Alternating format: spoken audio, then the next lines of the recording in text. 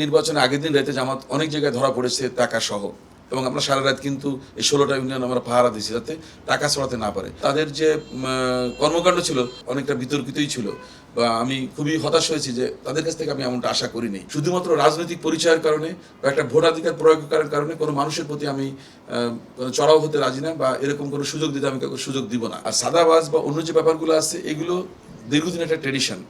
আমি ঘোষণা করেছি যে না, আমি শতভাগ নিশ্চিত করবো যে না, এখানে কোনো সাদাবাজ হচ্ছে না। ইতিমধ্যে তারেক রহমানের যে একটা ব্যতিক্রমী আচরণ সেটা সারা দেশের মানুষ কিন্তু টের পেয়েছে। উনি চাচ্ছেন সত্যিকার অর্থে রাজনৈতিক যে একটা ভ্রাতৃত্ববোধ, সৌহার্দ্য, একটা সম্প্রীতি যে রাজনীতি, সেটা নিয়ে কিন্তু বিএনপি চিন্তা করছে। প্রিয় দর্শক, বাংলাদেশের বিশেষ সাক্ষাৎকার অনুষ্ঠানে স্বাগত জানাচ্ছি আমি ইলিয়াস মাহমুদ। আজকে আমাদের সাথে উপস্থিত রয়েছেন বাগেরহাট 3 আসনের নবনির্বাচিত সংসদ সদস্য লায়ন ফরিদুল ইসলাম। আমরা আজকে শুনবো তার এই যে দীর্ঘ নির্বাচনী যাত্রার অভিজ্ঞতা এবং নতুন যে সংসদ সদস্য হয়েছেন তার সেই প্রতিক্রিয়া জানবো। ফরিদ ভাই, আপনি কেমন আছেন? আলহামদুলিল্লাহ ভালো আছি, আপনাকে ধন্যবাদ। এই যে দীর্ঘ 18 দিন একদম আনুষ্ঠানিক প্রচারণা চালান, 2টি উপজেলা নিয়ে আপনার আসন এবং প্রতিটি ঘরে ঘরে আপনাকে যেতে হয়েছে, মানে এত বড় এরিয়া, আপনি সাধারণ মানুষকে, ভোটারদের কিভাবে আপনার সাথে সংযুক্ত করলেন? দেখুন, এই 18 দিনে তো আমার 224টা গ্রাম, 16টা ইউনিয়ন, একটা পৌরসভা, 153টা ওয়ার্ড, এতগুলো কভার করা সম্ভব ছিল না। তো আমি দীর্ঘদিন থেকে জনপদে কাজ করছি, বিশেষ করে সামাজিক কিছু কর্মকাণ্ড ছিল, পরিবেশ নিয়ে কিছু কাজ করেছি, যার জন্য এখানকার অধিকাংশ মানুষের সাথে আমার একটা সংযোগ ছিল বা যোগাযোগ ছিল, সেই জন্য কাজটা অনেক সহজ হয়েছে। আর দ্বিতীয়ত, আমি এখানে কমিউনিটি বেস কিছু কাজ করেছি, যেমন এখানে খ্রিস্টান কমিউনিটি, হিন্দু কমিউনিটি, ইমাম সম্প্রদায়, গ্রাম্য ডাক্তার, ঋষি সম্প্রদায়, নারীদেরকে নিয়ে উঠোন বৈঠক, এইগুলোর মধ্য দিয়ে মূলত আমি আমার মেসেজগুলো দেওয়ার চেষ্টা করেছি। কারণ একটা গ্রামে যদি একটা উঠোন বৈঠক করা হয়, সেখানে যদি 50টা নারী আসে, সেখানে 50টা পরিবার কিন্তু আমি পাচ্ছি। তেমনি দেখা গেলো 100 বা 200 লোক আটের উপরে, সেখানে 200 পরিবার পাচ্ছি। এইভাবে কাজগুলো করা হয়েছে, এত অল্প সময়ের ভিতরে সম্ভব ছিল না। আর আপনি জানেন আমাদের নমিনেশনটা বাগেরহাটে একটু আইনি জটিলতার কারণে একেবারে লাস্ট মোমেন্টে ডিক্লারেশনটা হয়েছে, যার জন্য আমরা সময় খুবই কম পেয়েছি। কিন্তু আগে থেকে কাজ করার কারণে বা আমাদের কিছু পরিকল্পনার কারণে আমরা সহজেই মানে এটা শেষ করতে পারছি বা সফলভাবে আমরা বেরিয়ে আসতে পারছি। এটাকে সবসময় বলা হয়ে থাকে যে একটি জামাত অধ্যুষিত, অর্থাৎ জামাতের একটা দুর্গ বলা হয়ে থাকে আপনার এই আসনটিকে, কিন্তু আপনি সেই দুর্গ থেকে বেরিয়ে আসলেন। কিন্তু আপনার এই বাগেরহাট জেলায় আরো 3টি আসন রয়েছে, আপনার একটা ছাড়া টোটাল 4টি আসন, 3টিতে ঠিকই হেরে গেছে। তা আপনি যে জিতলেন জামাতের দুর্গে, এটার কারণ কি? দেখুন, এইটা আসলে সঠিক তথ্য হয়তো সাংবাদিকরা হয়তো ভালোভাবে তুলে ধরতে পারবে বাকি 3টা আসলে কি হয়েছে। আমার আসলে যেটা হয়েছে, আমি আসলে চেষ্টা করছি সাধারণ মানুষের সাথে আমার যোগাযোগটা ঠিক রাখার জন্য, এবং এখানে শিক্ষিত মানুষজন যারা ছিল, পেশাজীবী যারা ছিল, তারপরে নারীদের যে ব্যাপারটা ছিল, আর এলাকার যে জনস্বার্থ রিলেটেড যে ব্যাপারগুলো ছিল, আমি সেগুলো নিয়ে কাজ করেছি। আপনি জানেন দীর্ঘদিন আমি সুন্দরবন সুরক্ষা আন্দোলনের সাথে জড়িত ছিলাম। আমাদের এখানে অন্যান্য যে স্টেক হোল্ডার যারা আছে তাদের সাথে আমার একটা ভালো কানেক্টিভিটি ছিল। তো সব মিলে আমি মনে করি যে এখানে এটা ওয়ার্ক করেছে। আর পাশাপাশি মানুষ এখানে দেখেছে যে বিএনপি অলরেডি দেশ গড়ার একটা পরিকল্পনা হাতে নিয়েছে, সেটাকে আমরা সাধারণ মানুষদের পৌঁছানোর চেষ্টা করছি যে আমাদের প্রিয় নেতা তারেক রহমান সাহেব আগামীতে দেশ নিয়ে ভাবছেন, সাধারণ মানুষের আত্মকর্মসংস্থান, আমাদের ওখানে জলবায়ু পরিবর্তনে যারা আমরা শিকার আছি, এখানে বৃক্ষরোপণ সহ উপকূলের যে বেষ্টনী, এগুলোর আমরা কাজ করব, নদী ভাঙ্গন বা এখানকার সুপ্রিয় পানি বা সাধারণ মানুষের যে শিক্ষা ব্যবস্থা, এই সব কিছু নিয়ে আমরা কথা বলেছি, স্বাস্থ্যসেবা নিয়ে আমরা কথা বলেছি। তো আমার কাছে মনে হয়েছে যে মানুষ আমাদেরকে প্রতি আস্থা রাখছে বা বিশ্বাস রাখছে, এবং তারা এই মুহূর্তে পরিবর্তিত পরিস্থিতি তারা মনে করেছে যে এই জনপদে এখন বিকল্প একমাত্র বিএনপি হতে পারে, যারা এই জনপদে হাল ধরলে হয়তো জনপদটা নিরাপদ থাকবে, এখানকার মানুষের বিভিন্ন ধরনের অগ্রগতি, উন্নয়ন, সেগুলো সাধিত হবে। এইসব কারণে আমার কাছে মনে হয়েছে যে মানুষ বিএনপির প্রতি আস্থা রাখছে এবং আমরা ভোটাধিকারটা আমাদের পক্ষে পেয়েছি। আমরা যেটি দেখলাম যে ফল বিশ্লেষণে যে হিন্দু অধ্যুষিত বা সংখ্যালঘু অধ্যুষিত যে জায়গাগুলো রয়েছে, সেখানে আপনাকে তারা মানে একচেটিয়া ভোট দিয়েছে, অর্থাৎ ব্যবধান অনেক বেশি। এই যে হিন্দুরা আপনার প্রতি আশ্বস্ত হলো, অর্থাৎ এই ভোটটা একসময় বিএনপি কম পেত, আওয়ামী লীগ বেশি পেত, তা আপনার উপর আস্থা রাখার কারণটা কি? দেখুন, এখানে দীর্ঘ 34 বছর আওয়ামী লীগ মনে করেন আপনার এখানে দায়িত্ব পালন করেছে, সেই 91 থেকে শুরু করে 2024 সালের এই পরিবর্তন পর্যন্ত তারা এখানে ছিল। তো মানুষ তাদের সম্পর্কে জানে। আর আমার বিগত দিনে যে কর্মকাণ্ডগুলো ছিল এবং এখানে অসাম্প্রদায়িক চেতনা একটা ব্যাপার ছিল, তারপরে মনে করেন আপনার এখানে 71-এর মুক্তিযুদ্ধের চেতনার একটা ব্যাপার ছিল। বিএনপি যেহেতু স্বাধীনতার সপক্ষের শক্তি, মুক্তিযুদ্ধের চেতনার বিশ্বাস করে, এইসব কারণে আমার কাছে মনে হয়েছে যে সনাতন ধর্মাবলম্বী বিশেষ করে হিন্দু বা খ্রিস্টান সম্প্রদায় যারা ভোট ছিল এখানে, অধিকাংশ ভোটগুলো তারা ধানের শীষের পক্ষে দিয়েছে। এটা আমি মনে করি যে স্বাধীনতার সপক্ষের শক্তি হিসেবে বিএনপি এটা পেয়েছে।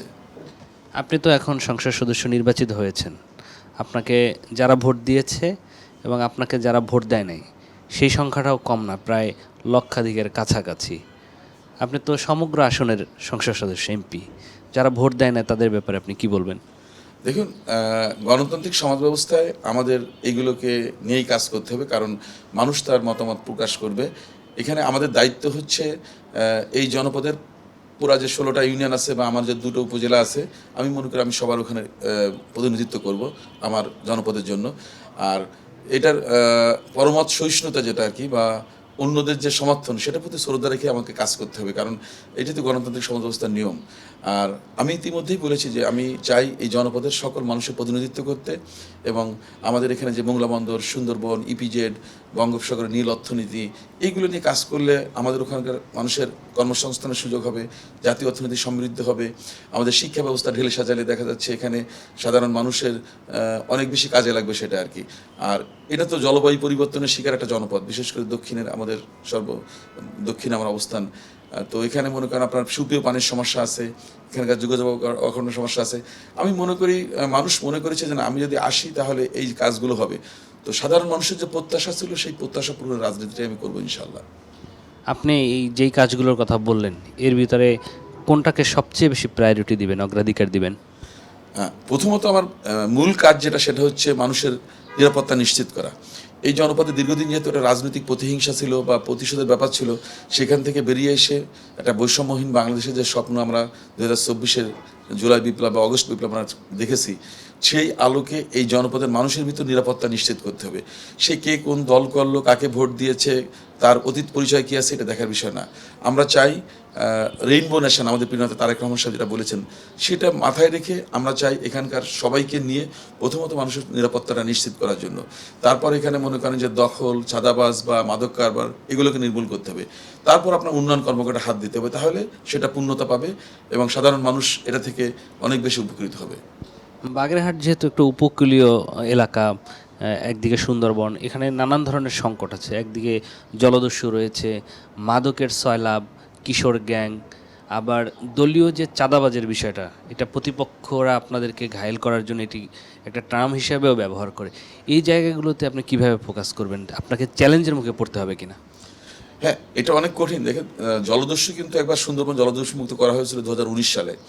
তো আমি মনে করি নতুন করে আবার এটা শুরু হয়েছে। আমি চেষ্টা করব প্রশাসনের সাথে কথা বলে এবং আইন শৃঙ্খলা রক্ষাকারী বাহিনীর সাথে কথা বলে এটাকে নির্মূল করার জন্য। কারণ একটা জেলে তার জীবন জীবিকার জন্য জলে কুমির, ডাঙ্গায় বাঘ, সেইটার ভিতরে সে ঝুঁকি নিয়ে সুন্দরবন যাচ্ছে বা বঙ্গোপসাগরে সে মাছ ধরতে যাচ্ছে।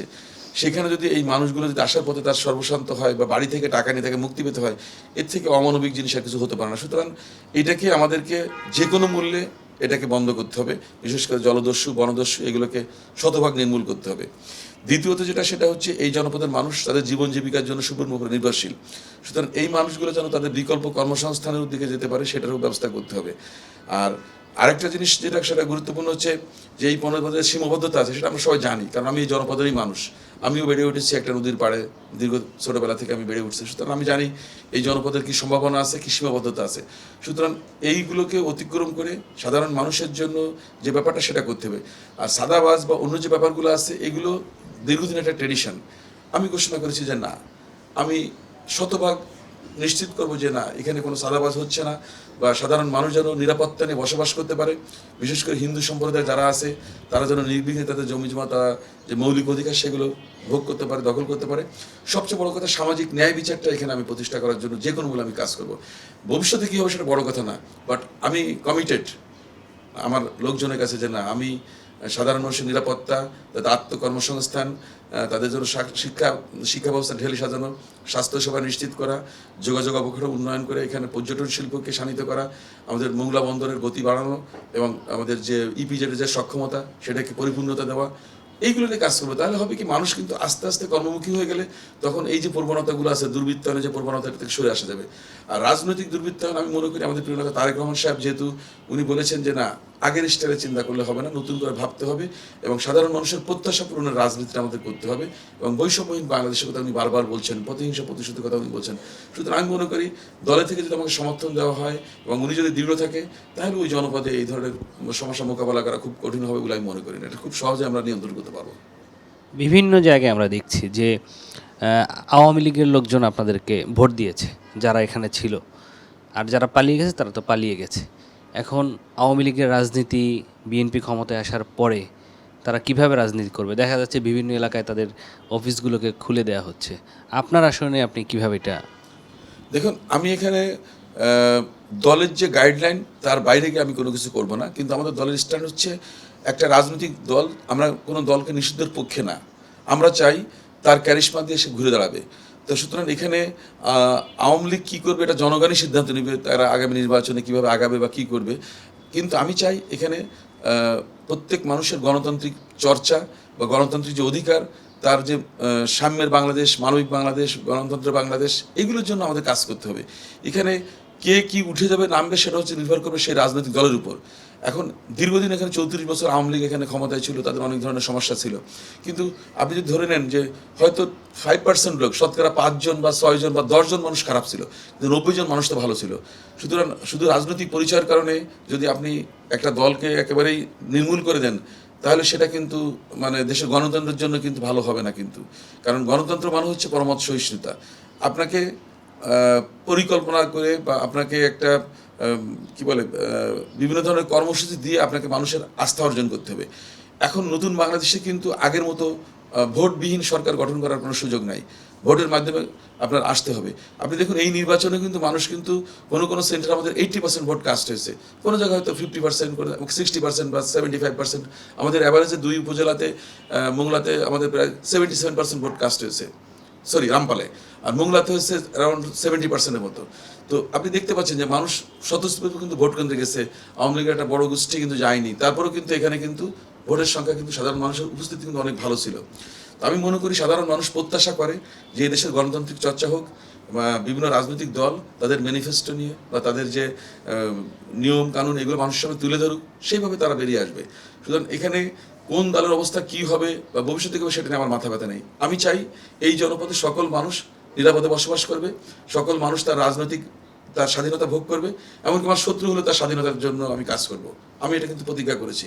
সুতরাং আমার কথা হচ্ছে যে আমি শুধুমাত্র রাজনৈতিক পরিচয়ের কারণে বা একটা ভোটাধিকার প্রয়োগ করার কারণে কোনো মানুষের প্রতি আমি চড়াও হতে রাজি না বা এরকম কোনো সুযোগ দিতে আমি কাউকে সুযোগ দিব না।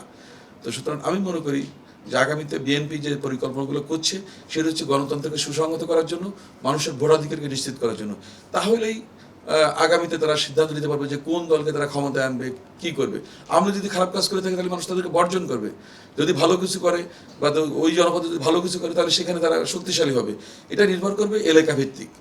যেমন এই নির্বাচন আপনি দেখতে পেয়েছেন যে আমাদের এখানে আপনারা বলছেন যে জামাতের ঘাঁটি ছিল, আসলে এইরকম বলে কোনো কিছু নাই। মানুষ শান্তির পক্ষে, কারণ রাজনীতি করা হয়তো 10%, 20% মানুষ, কিন্তু 80% মানুষ কিন্তু রাজনীতির বাইরে আছে। তাদের কথা আপনার চিন্তা করেই কিন্তু রাজনীতিটাকে আপনাকে ফ্রেম করতে হবে বা সাজাতে হবে। আমরা যদি এই কাজগুলো করি, আমি মনে করি যে এখানে কোন দল আসলো কোন দল গেল এটা বড় কথা না, সাধারণ মানুষ সঠিক সিদ্ধান্ত নেবে। এই যে জামাতের কথা আপনি বললেন, যে জামাতের যে উত্থান বা এত ভোট বাংলাদেশে, বিষয়টা কিভাবে দেখছেন আপনি, এটা ভাবায় কিনা? দেখুন, আমার এলাকায় আমি যেটা দেখেছি যে নির্বাচনের আগের দিন রাতে জামাত অনেক জায়গায় ধরা পড়েছে টাকা সহ, এবং আমরা সারা রাত কিন্তু এই 16টা ইউনিয়ন আমরা পাহারা দিচ্ছি যাতে টাকা ছড়াতে না পারে। কারণ আমরা বিশ্বাস করি মানুষের ভোটাধিকারের মাধ্যমে আমরা ক্ষমতা আসতে চাই বা আমরা দেশ পরিচালনার দায়িত্ব পেতে চাই। তো সেইটার জন্য কিন্তু আমরা প্রচেষ্টা করেছি। এখন এই দলটা ধর্ম নিয়ে রাজনীতি করছে বা তাদের একটা নিজস্ব পলিসি নিয়ে তারা কাজ করছে, কিন্তু বিগত নির্বাচনে তাদের যে কর্মকাণ্ড ছিল, বিশেষ করে আমার জনপদে আমি দেখছি অনেকটা বিতর্কিতই ছিল, বা আমি খুবই হতাশ হয়েছি যে তাদের কাছ থেকে আমি এমনটা আশা করিনি। আর দ্বিতীয়ত যেটা সেটা হচ্ছে যে এইখানে তারা কিছু কৌশল অবলম্বন করেছিল। আমি জানি না তাদের ফান্ড এত কোত্থেকে আসছে, কারণ আপনি যদি দেখেন ওই জনপদে যে নির্বাচন করেছেন, আমি কিন্তু একজন ব্যক্তিগতভাবে পেশাজীবী, বা আমি একজন ইনকাম আমার কিন্তু অনেক আছে, আমার ঢাকাতে সব কিছু আমি ওয়েল সেটেলড। বাট যিনি নির্বাচন করেছেন আমার বিপক্ষে, উনি কিন্তু আমার থেকে বেশি পয়সা খরচ করেছেন। তো এখানে আসলে কোত্থেকে তাদের ফান্ড আসছে, কি আসছে আমি জানি না। সুতরাং আমি মনে করি যে দেশীয় আন্তর্জাতিক বিভিন্ন ইস্যুতে এখানে কিন্তু একটা ব্যাপার ছিল, যেটা আমি পুরোপুরি জানি না। বাট আমার কাছে মনে হয়েছে যে আমার জনপদের যে তাদের উপস্থিতি বা তাদের যে কর্মকাণ্ড, তাতে মনে হয়েছে তাদের ফান্ডটা বেশ স্ট্রংলি তারা হ্যান্ডেল করেছে। তো সুতরাং এটা একটা তো গণতন্ত্রের জন্য হুমকি, কারণ এখানে সাধারণ মানুষকে দেখা যাচ্ছে অনেক ক্ষেত্রে আপনি দরিদ্র মানুষকে কিছু টাকা দিয়ে ম্যানেজ করতে পারেন, বাট লং টার্ম যে আপনার যে আইডিওলজি, আপনার যে ম্যানিফেস্টো, সেটি দিয়ে কিন্তু আপনাকে মানুষের কাছে যেতে হবে বা নির্বাচনে বিজয়ী হতে হবে। তো এই ক্ষেত্রে আমার বক্তব্য হচ্ছে পরিষ্কার যে তারা তাদের পরিকল্পনায় কাজ করেছে, এই জন্য তারা অনেক জায়গায় বেশি সাফল্য পেয়েছে। পাশাপাশি জোট, আবার ওদিকে আওয়ামী লীগও মাঠে ছিল না। অনেক জনপদে দেখা গেছে তারা হয়তো তাদের নিরাপত্তার কথা চিন্তা করে তারা মনে করছে ওই জনপদে সে ভালো হবে। এটা আমি মনে করি যে এক একটা এলাকায় এক এক ধরনের সমীকরণ ছিল। সবশেষ কোশ্চেন, সেটা হলো যে বিএনপি সরকারে আসছে, কালকে শপথ, এই বিএনপিকে আপনি কিভাবে দেখতে চান এবং প্রধানমন্ত্রী হচ্ছেন তারেক রহমানকে কেমন দেখতে চান? ইতিমধ্যে তারেক রহমানের যে একটা ব্যতিক্রমী আচরণ, সেটা সারা দেশের মানুষ কিন্তু টের পেয়েছে। এবং উনার যে পরিকল্পনা, উনি কিন্তু দেশ গড়ার পরিকল্পনা উনি কিন্তু আগেই মানুষের সামনে তুলে ধরেছেন, এবং সেই আলোকে উনি দেশ পরিচালনা করবেন সেরকম একটা কমিটমেন্ট উনি দিয়েছেন। এবং সেক্ষেত্রে উনি কিন্তু খাতগুলো ভাগ ভাগ করে নিয়েছেন, এবং প্রত্যেকটা খাতের জন্য উনি পরিকল্পনা করে সেই অনুযায়ী কাজ করবেন। তো আমি মনে করি বিএনপি সরকার গঠন করলে, যেহেতু বিগত দিনে তাদের একটা অভিজ্ঞতা আছে, 2-3 টার্ম তারা দেশ পরিচালনা করেছে, পাশাপাশি এখন বর্তমানে যে মন্ত্রিসভা হচ্ছে, আমি জানতে পেরেছি যে এখানে অভিজ্ঞ এবং তরুণ দুটি সমন্বয়ে উনি দেশের হাল ধরার চেষ্টা করছেন। পাশাপাশি যারা বিভিন্ন ক্ষেত্রে যারা এক্সপার্টাইজ আছেন, তাদেরকে উচ্চকক্ষে উনি সুযোগ দিয়ে তাদেরকেও কাজে লাগানোর চেষ্টা করবেন। আবার যতগুলো রাজনৈতিক দলগুলো আছে সবগুলোর সাথে উনি দেখা করছেন, কিন্তু আমাদের মেইন বিরোধী দল যারা যাচ্ছেন সেই দলের 2জনের সাথে গতকাল দেখা করছেন, আজকে অন্য আরেক যারা আছেন তাদের সঙ্গে দেখা করছেন। তার মানে উনি চাচ্ছেন সত্যিকার অর্থে রাজনৈতিক যে একটা ভ্রাতৃত্ববোধ, সৌহার্দ্য, একটা সম্প্রীতি যে রাজনীতি, সেটা নিয়ে কিন্তু বিএনপি চিন্তা করছে। এবং আমি মনে করি সেটা যদি আমরা ঠিক রাখতে পারি, তাহলে দেশের মানুষ বিএনপির প্রতি যে আস্থা রাখছে, সেই আস্থা সঠিকভাবে প্রতিফলিত হবে, এবং ইনশাআল্লাহ দেশটা সুন্দরভাবে পরিচালিত হবে, এবং একটা সুখী সমৃদ্ধ বাংলাদেশ আমরা দেখতে পাবো। থ্যাংক ইউ ফরিদ ভাই, আপনাকে অসংখ্য ধন্যবাদ আমাদেরকে সময় দেওয়ার জন্য। আপনাকে ধন্যবাদ আমার সঙ্গে কথা বলার জন্য। প্রিয় দর্শক, এতক্ষণ শুনছিলেন বাগেরহাট 3 আসনের নবনির্বাচিত সংসদ সদস্য লায়ন ফরিদুল ইসলামের ভাবনা এবং চিন্তা নিয়ে, তার জনপদ নিয়ে তিনি কি করতে চান সেগুলো আমাদেরকে জানিয়েছিলেন। তিনি বলেছেন যে তার এলাকায় সুশাসন প্রতিষ্ঠার জন্য, জনপদের উন্নয়নের জন্য যা কিছু করার দরকার তিনি সে বিষয়ে পদক্ষেপ নেবেন। আজকে এ পর্যন্তই। ভালো থাকুন, সুস্থ থাকুন, আল্লাহ হাফেজ।